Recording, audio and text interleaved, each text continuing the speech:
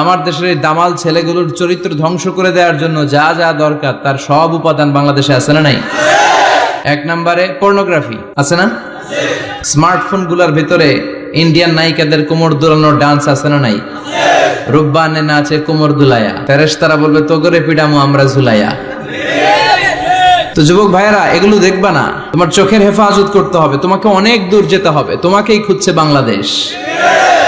তুমি যদি ভালো থাকো ভালো থাকবে আমার বাংলাদেশ। তুমি যদি ইসলামের পক্ষে থাকো ভালো থাকবে আমার 56,000 বর্গ মাইল।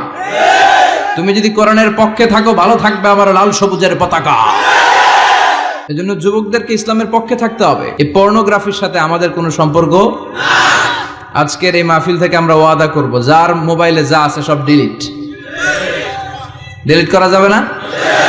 আগে যা করছি সামনে থেকে আর দেখা যাবে না। এই পর্নোগ্রাফি আমার যুবক ছেলেদেরকে শেষ করে দিয়েছে।